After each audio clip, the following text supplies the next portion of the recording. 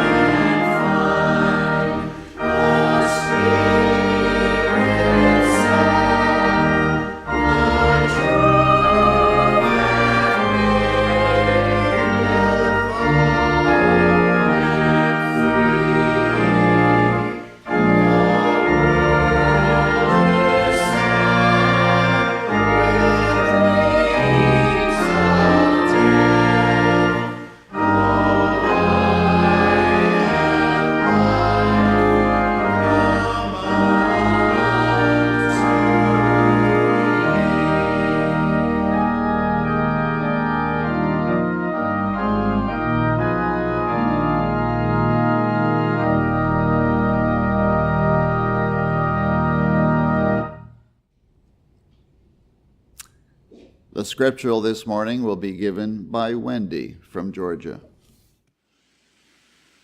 Good morning. I will read from Luke. And behold, there was a woman which had a spirit of infirmity 18 years, and was bowed together, and could in no wise lift up herself. And when Jesus saw her, he called her to him, and said unto her, Woman, thou art loosed from thine infirmity. And he laid his hands on her, and immediately she was made straight, and glorified God. And the ruler of the synagogue answered with indignation, because that Jesus had healed on the Sabbath day, and said unto the people, There are 6 days in which men ought to work. In them therefore come and be healed, and not on the Sabbath day. The Lord then answered him and said, Thou hypocrite, doth not each one of you on the Sabbath loose his ox or his ass from the stall, and lead him away to watering? And ought not this woman, being a daughter of Abraham, whom Satan hath bound, lo, these 18 years, be loosed from this bond on the Sabbath day? And when he had said these things, all his adversaries were ashamed, And all the people rejoiced for all the glorious things that were done by him.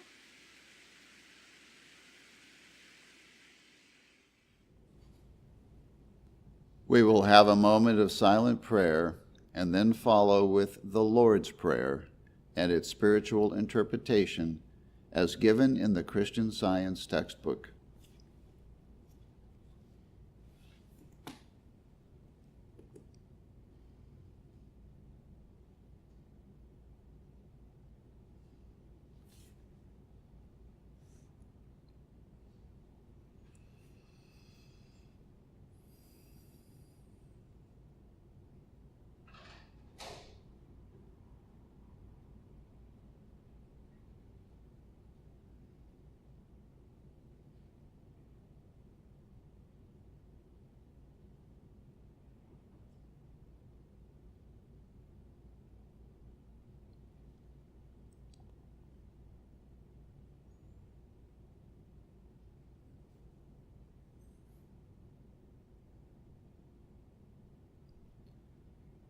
Our Father, which art in heaven. Our Father, Mother, God, all harmonious. Hallowed be thy name.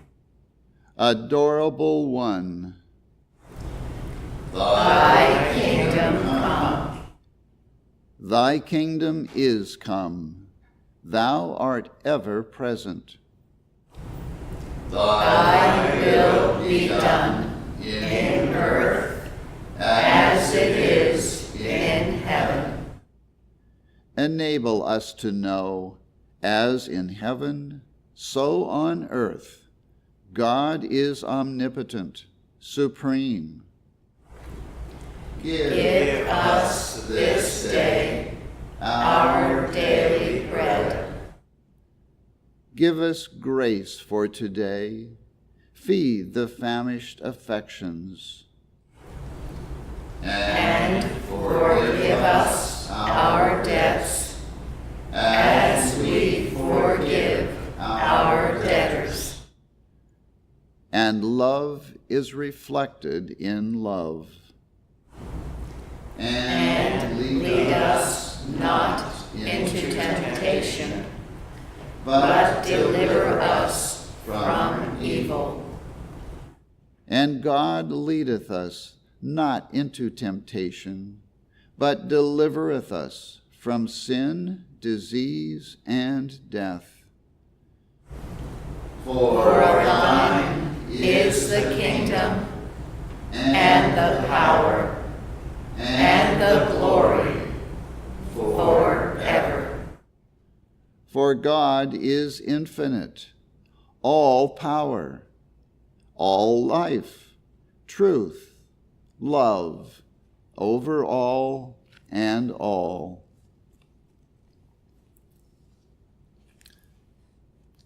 Let's now sing hymn number 201. Oh, do not bar your mind against the light of good, but open wide, let in the word, and truth will be your food. Hymn number 201.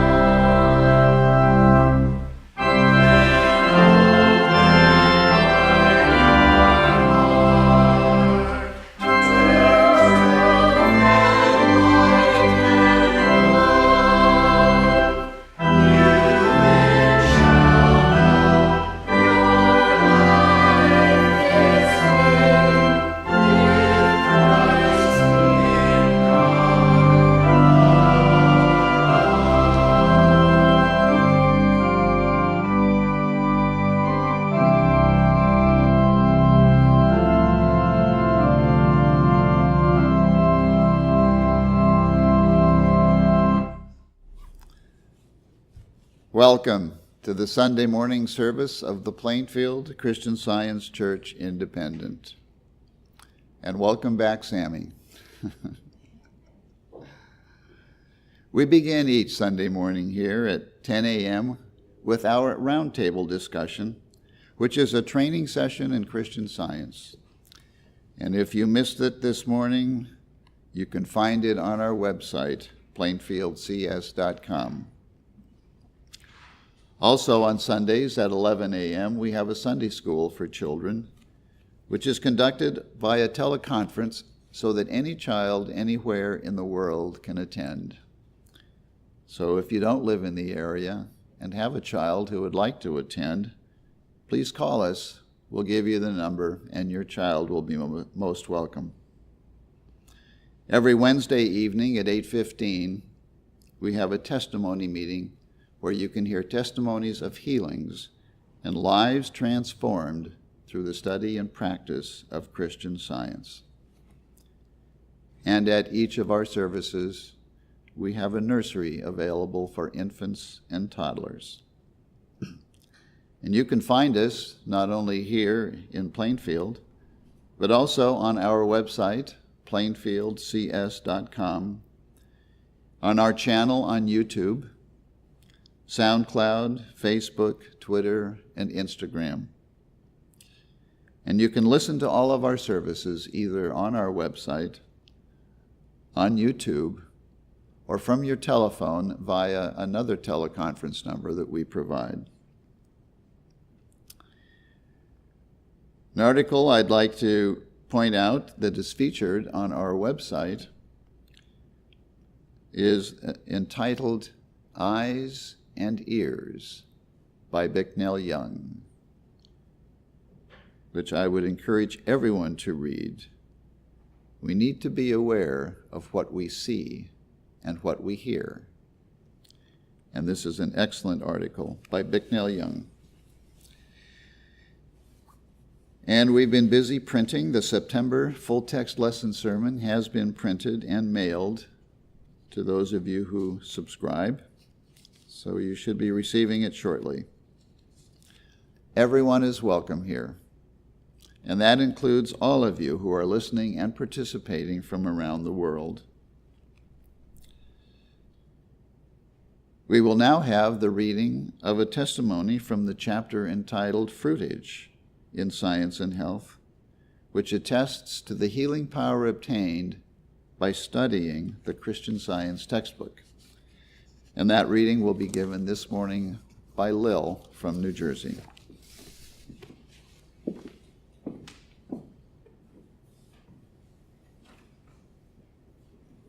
Page 682, Many Troubles Overcome. In the second chapter of 1 Peter, 9th verse, I read, that ye should show forth the praises of him who hath called you out of darkness into his marvelous light. The periodicals so wisely established by our leader give us one means of showing forth the praises of truth. From the darkness of physical pain and weariness into the light of wholeness and joyousness in work and living, from the darkness of a clouded sight into the light of clearer vision, from the darkness of doubt and discord into the marvelous light of the reality of good. This is what a reading of the Christian Science textbook has done for me. At the time the book was lent to me, I was teaching in the public schools of Chicago, and absences from my work on account of illness were of frequent occurrence. For 5 weeks, I had been under the care of a specialist for an organic trouble, and he said I would have to come as many more months before a cure could be effected. At this time, Science and Health was brought to my notice. I never thought of such a thing as being healed by the reading of the book, but my thought was so changed that I was healed, not only of the organic trouble, but of blurred eyesight, fatigue, and a train of other discordant manifestations. I did not go back to the physician until 4 months later to pay my bill, which, by the way, was more than 5 times the price of the Science and Health I had purchased. From the time I read the book, I taught steadily without losing time from my work. I was helped, too, with my work and many other ways. Through reading the textbook, I learned that God has given us strength to do all we have to do. And it is the things we do not have to do, the envying, strife, emulating, vainglory, and so on, that leave in their wake fatigue and discord. Gratitude to our beloved leader, Mrs. Eddy, and to her faithful students, with whom I afterwards became associated, can be expressed only by daily efforts to put into practice what has been taught. T.H.A., Madison, Wisconsin.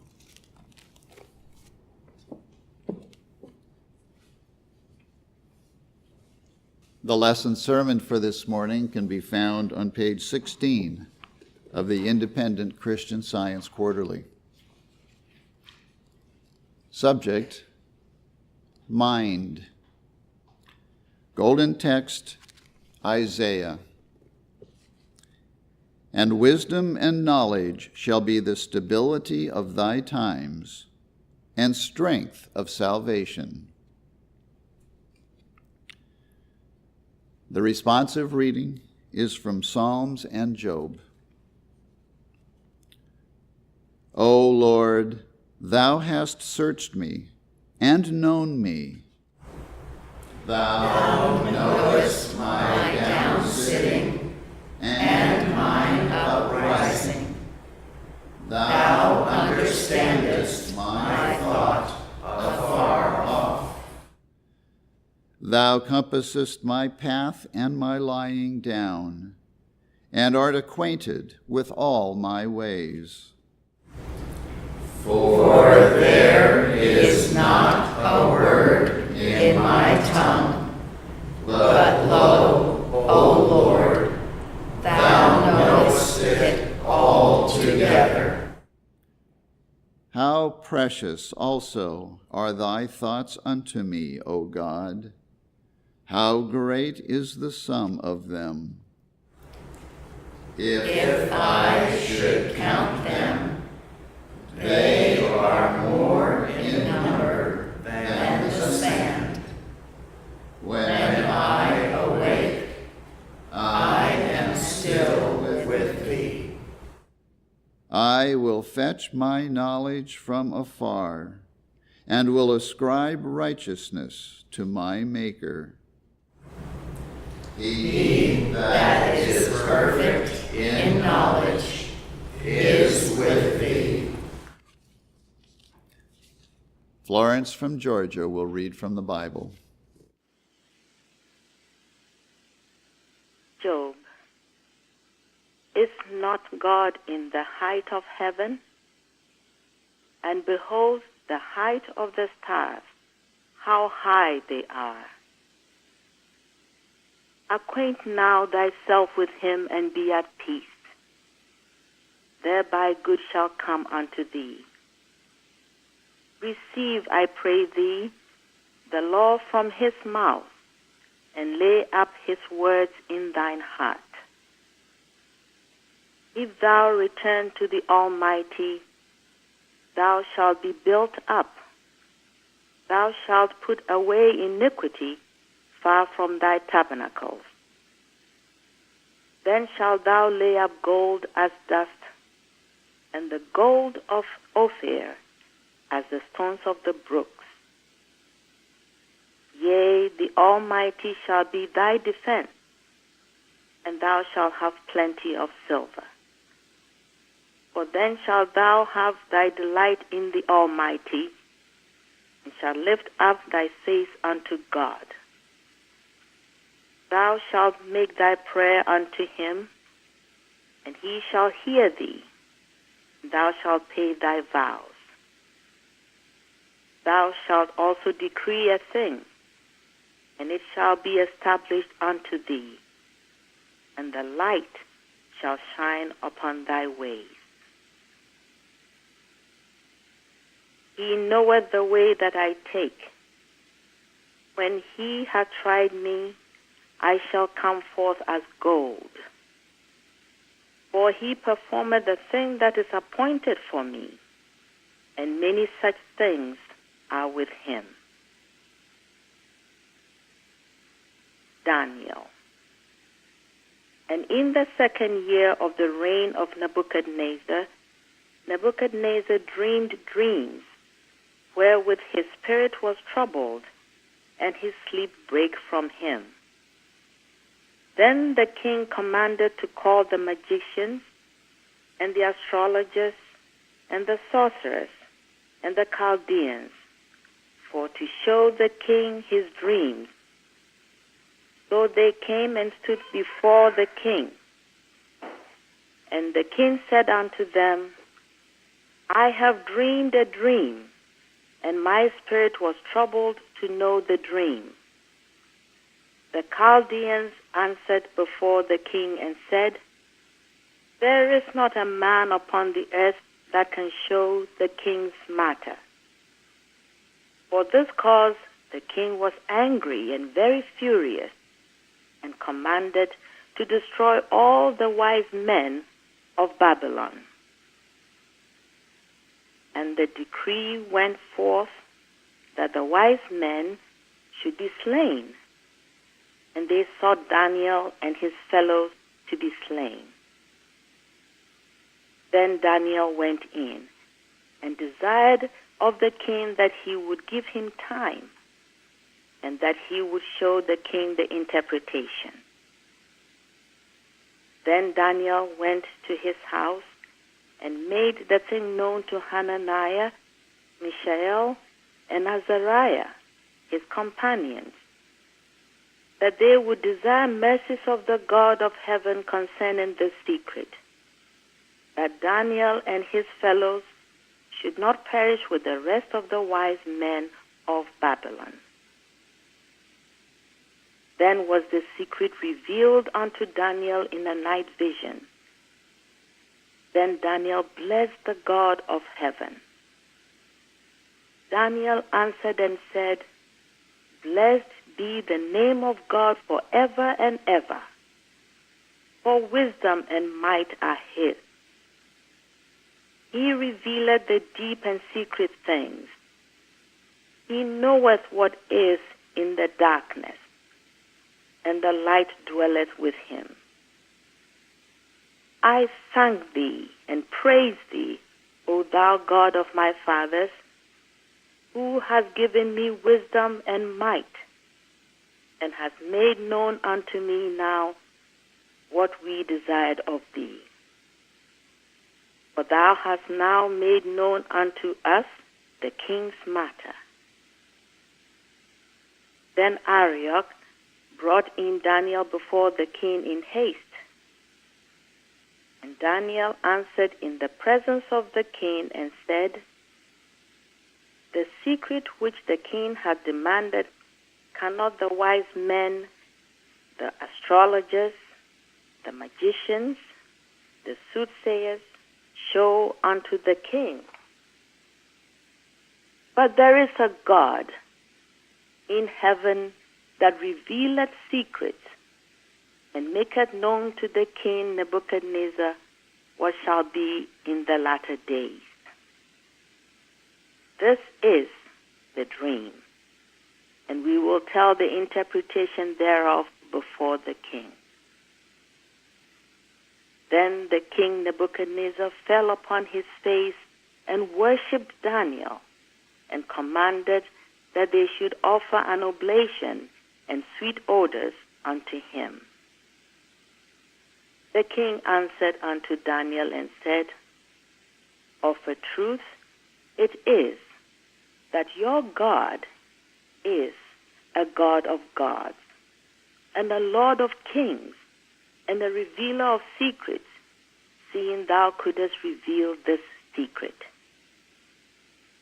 Then the king made Daniel a great man, and gave him many great gifts, and made him ruler over the whole province of Babylon, and chief of the governors over all the wise men of Babylon.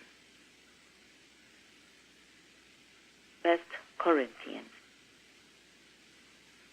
As it is written, eye hath not seen, nor ear heard, neither have entered into the heart of man the things which God hath prepared for them that love him. But God hath revealed them unto us by his Spirit. For the Spirit searcheth all things, yea, the deep things of God. For what man knoweth the things of a man, save the spirit of man which is in him? Even so, the things of God knoweth no man, but the Spirit of God. Now we have received not the spirit of the world, but the Spirit which is of God, that we might know the things that are freely given to us of God. Which things also we speak, not in the words which man's wisdom teacheth, but which the Holy Ghost teacheth, comparing spiritual things with spiritual. But the natural man receiveth not the things of the Spirit of God, for they are foolishness unto him. Neither can he know them, because they are spiritually discerned. But he that is spiritual judgeth all things, yet he himself is judged of no man. For who hath known the mind of the Lord, that he may instruct him? But we have the mind of Christ.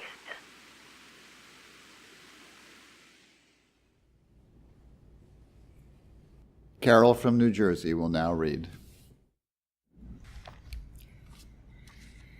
I will read correlative passages from the Christian Science textbook, Science and Health with Key to the Scriptures by Mary Baker Eddy. Mind, the only I or us, the only spirit, soul, divine principle, substance, life, truth, love, the one God, not that which is in man, but the divine principle or God, of whom man is the full and perfect expression, deity which outlines but is not outlined. The one ego, the one mind or spirit called God, is infinite individuality, which supplies all form and comeliness, and which reflects reality and divinity in individual spiritual man and things. The individuality of man is no less tangible because it is spiritual, and because his life is not at the mercy of matter. The understanding of his spiritual individuality makes man more real, more formidable in truth, and enables him to conquer sin, disease, and death. When sufficiently advanced in science to be in harmony with the truth of being, men become seers and prophets involuntarily, controlled not by demons, spirits, or demigods, but by the one Spirit. It is the prerogative of the ever-present divine mind and of thought which is in rapport with this mind to know the past, the present, and the future. Acquaintance with the science of being enables us to commune more largely with the divine mind, to foresee and foretell events which concern the universal welfare, to be divinely inspired, yea, to reach the range of fetterless mind. To understand that mind is infinite, not bounded by corporeality, not dependent upon the ear and eye for sound or sight, nor upon muscles and bones for locomotion, is a step towards the mind science by which we discern man's nature and existence. This mind reading is the opposite of clairvoyance. It is the illumination of the spiritual understanding, which demonstrates the capacity of soul, not of material sense. This soul sense comes to the human mind when the latter yields to the divine mind. Mortals evolve images of thought. Seeing is no less a quality of physical sense than feeling. Then why is it more difficult to see a thought than to feel one? Education alone determines the difference. In reality, there is none. Portraits, landscape paintings, facsimiles of penmanship, peculiarities of expression, recollected sentences can all be taken from pictorial thought and memory as readily as from objects cognizable by the senses. Mortal mind sees what it believes as certainly as it believes what it sees. It feels, hears, and sees its own thoughts. Pictures are mentally formed before the artist can convey them to canvas. So is it with all material conceptions. Mind readers perceive these pictures of thought. They copy or reproduce them, even when they are lost to the memory of the mind in which they are discoverable. The Scotch call such vision second sight, when really it is first sight instead of second, for it presents primal facts to mortal mind. Science enables one to read the human mind, but not as a clairvoyant. It enables one to heal through mind, but not as a mesmerist. Eloquence re-echoes the strains of truth and love. It is due to inspiration rather than to erudition. It shows the possibilities derived from divine mind, though it is said to be a gift whose endowment is obtained from books or received from the impulsion of departed spirits. As he thinketh in his heart, so is he. If one believes that he cannot be an orator without study or a superinduced condition, the body responds to this belief, and the tongue grows mute, which before was eloquent. Mind is not necessarily dependent upon educational processes. It possesses of itself all beauty and poetry and the power of expressing them. Spirit God is heard when the senses are silent. We are all capable of more than we do. The influence or action of soul confers a freedom which explains the phenomena of improvisation and the fervor of untutored lips. If delusion says, "I have lost my memory," contradict it. No faculty of mind is lost. In science, all being is eternal, spiritual, perfect, harmonious in every action. Let the perfect model be present in your thoughts instead of its demoralized opposite. This spiritualization of thought lets in the light and brings the divine mind, life, not death, into your consciousness. The term science, properly understood, refers only to the laws of God and to his government of the universe, inclusive of man. From this it follows that businessmen and cultured scholars have found that Christian science enhances their endurance and mental powers, enlarges their perception of character, gives them acuteness and comprehensiveness, and an ability to exceed their ordinary capacity. The human mind, imbued with this spiritual understanding, becomes more elastic, is capable of greater endurance, escapes somewhat from itself, and requires less repose. A knowledge of the science of being develops the latent abilities and possibilities of man. It extends the atmosphere of thought, giving mortals access to broader and higher realms. It raises the thinker into his native air of insight and perspicacity. Question: what is man? Answer: man is not matter.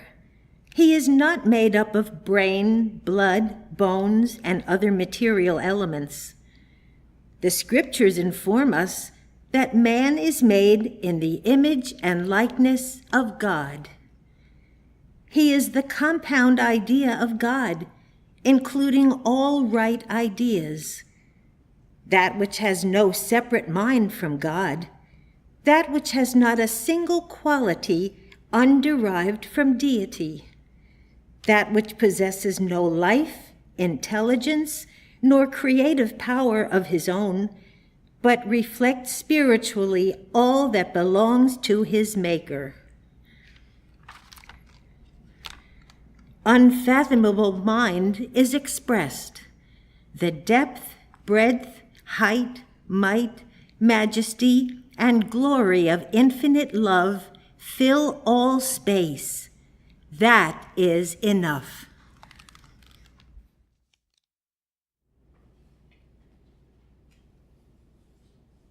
We will now have a moment of silent prayer for our world.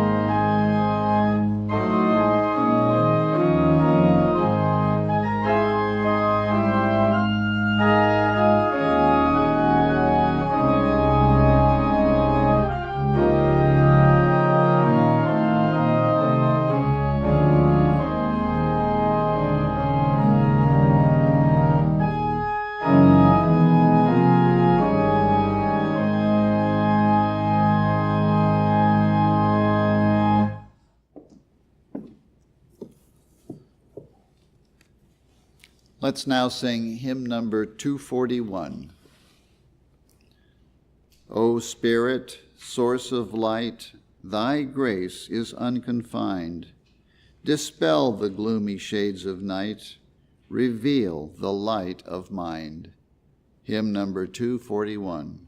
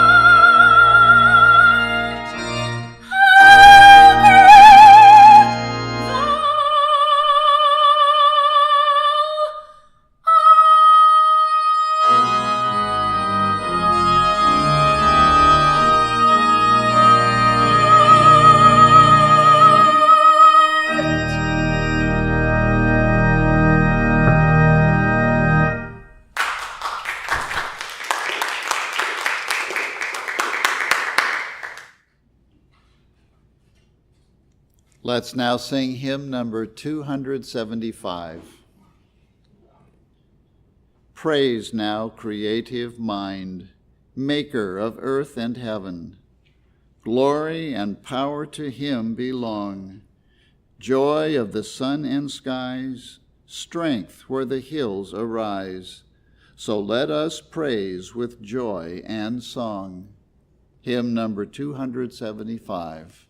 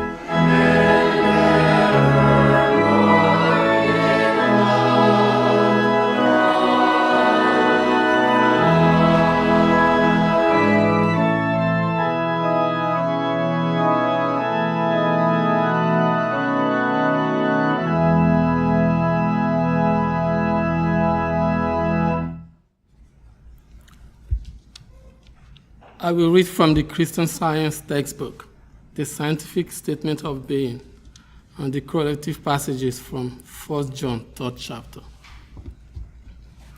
There is no life, truth, intelligence, nor substance in matter, or its infinite mind and its infinite manifestation. For God is all in all. Spirit is immortal truth. Matter is mortal error. Spirit is the real and eternal.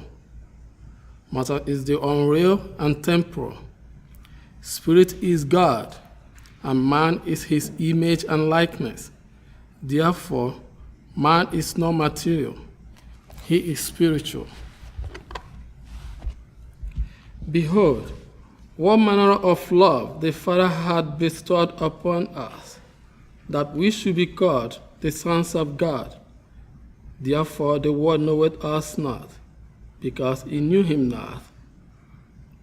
Beloved, now are we the sons of God, and it doth not yet appear what we shall be, but we know that when he shall appear, we shall be like him, for we shall see him as he is. And every man that had his hope in him purified himself, even as he is pure.